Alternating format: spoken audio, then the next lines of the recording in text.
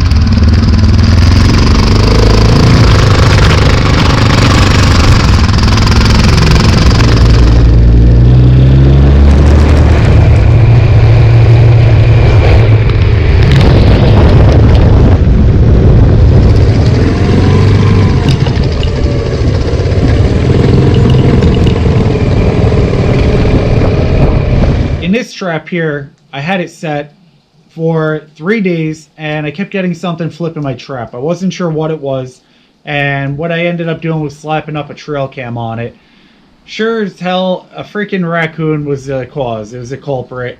I really thought it was a coyote digging it up, but it was a big bore raccoon, and he was going around. He must have smelled my trap. Maybe it was contaminated. I had my gloves going from the bait when it dripped over. I think either my gloves or the bait dripped onto it and he dug that up. But after realizing that, we had it happen also another shot with these traps here, and I ended up putting a DP trap because we said, hey, you know, if he's flipping that, he'll put his hand into a dog-proof trap. And I couldn't believe it. It was pretty cool. We caught a raccoon in a dog-proof trap our first time. It was one of the free gifts that Minnesota brand gives out. If you order so much in supplies, they give you a free gift of your choosing. So we picked the dog-proof trap, and it was the first time I ever used one.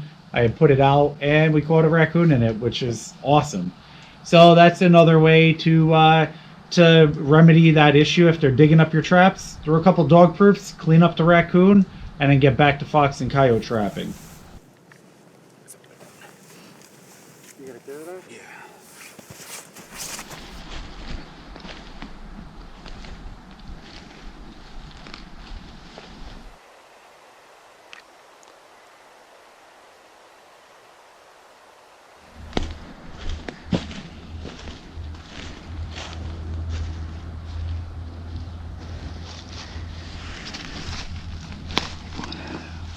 Caught him well. Nice cool. Nice cool.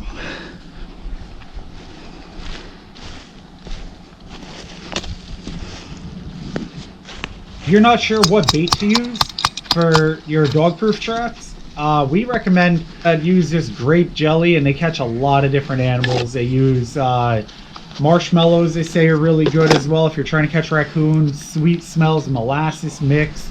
These are all things that are really good for raccoon. Cat food, the fish scented cat food, it's so cheap. You could fill your traps up, your sets up, and one bag is like $7. It'll last you probably half the season or the whole season, depending how much you trap.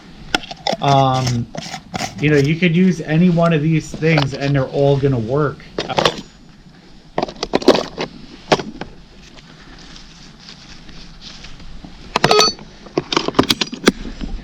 Perfect.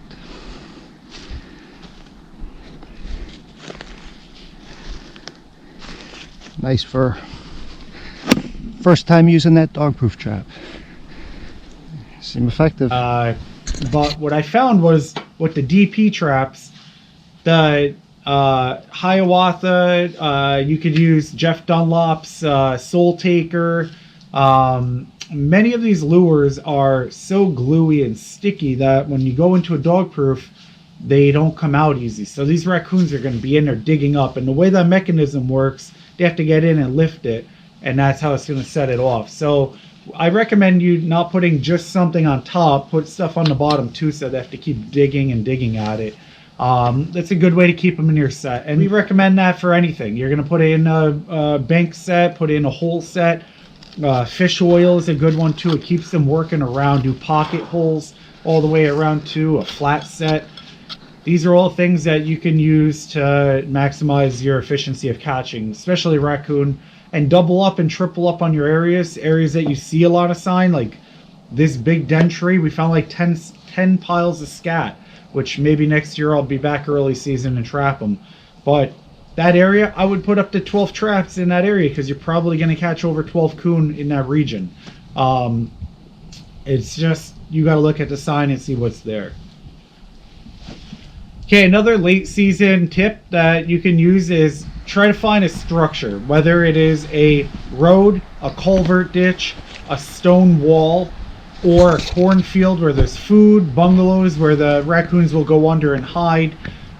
You're looking for things that the raccoons are denned up in. Another instance would be this big den tree. So structures are important because the raccoons are going to be in them and they're going to be hiding out. That's where their dens are. When the temperature is cold, the coons are going to go up into these structures. They're going to, for a little hibernation period when it's real cold. And the first day that hits above 38°F is what I notice. They start coming out, and you'll find their tracks all up and down the creeks, the food areas, the road culverts, and we'll catch them. So the key tip is to watch your weather. Check out whether or not the temperature is going to rise up around 35 and higher, warmer, and have your sets out already waiting. And once they come out of their dens, they're bound to go in your trap because they are going to be hungry. So I'm just going to show how I'm packing him out. Put my raccoon in here, and I do this same thing with my beavers on my beaver video.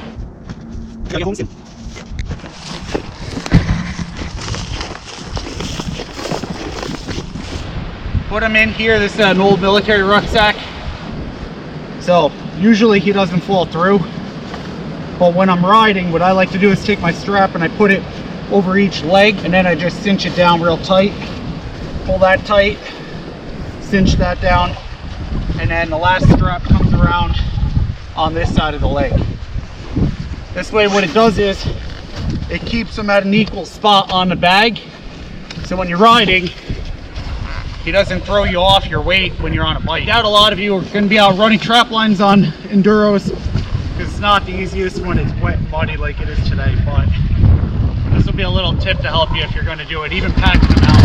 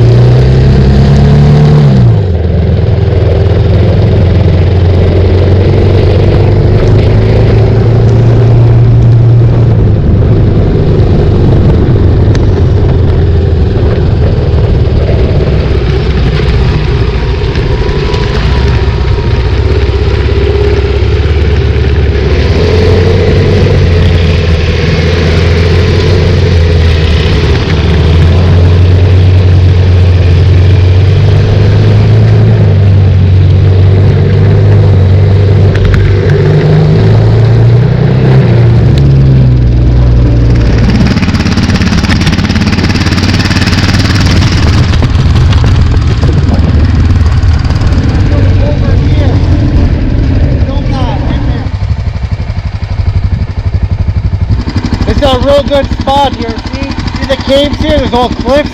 You have water, you have a culvert. Everything will run right in here to feed from mink, raccoon, bobcat. You'll have them all coming off these ridges, and that's what we're looking. We're not going fast. We're trying to find the sign, and we're having fun doing it today. Beautiful weather. So here I'm setting a water trap, and I'm doing that because I'll pick up mink, muskrat, otter, or even raccoon. Especially being up against a big old growth fallen den tree, The raccoon are running up and down it in the snow here. I picked up their tracks. I was able to see them the week before. Temperature rose and I wanted to get a set in. So that's what I was doing. When I flipped out one rock, my trap was done. My set was done and I made a cubby out of it. And that's one quick, easy set that if you're around water, don't pass up. Doing a cubby set or a pocket set.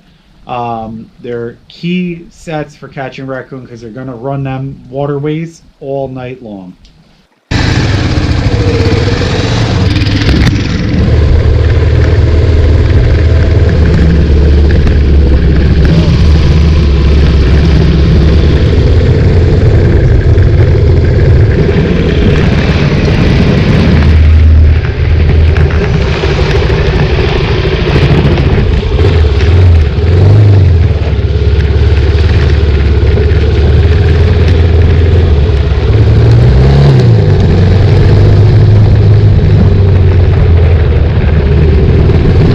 Well, here is a perfect location. You have two ponds here, and right down the middle of those two ponds is a run. Now, that run, every single animal will run it, from a deer, a bear, down to a rat. And the reason why is it's the only spot that they don't have to get wet. I could guarantee if you put 6 DP traps on that, you will have a bunch of coon, maybe possum, maybe skunk in there within a week. So we actually put it at the T of it, and they were running both ways because we're not targeting raccoon, but we ended up catching them anyway. And the ones we picked up this season are all big bore raccoon. So do not pass up these spots. Make sure if you see them, you can put multiple sets going down, one in the middle, do 2 on the ends, catch them both ways, perpendicular and straight up and down. You will be sure to catch raccoon, guaranteed, on those sets. If you have water, you'll probably pick up mink as well. But the reason why is it's an easy food source for them to come around. They're going to go down to the water. They'll hunt. Frogs will jump from side to side, pond to pond. In the swamps, in the marsh, look for the areas where the mounds come up and you have dry ground. The coyotes will run them too. It's a very good spot. That is a prime location as well. If you're subscribed already to my channel, please do so and make sure you hit that thumbs up. It's a lot of work what we're doing.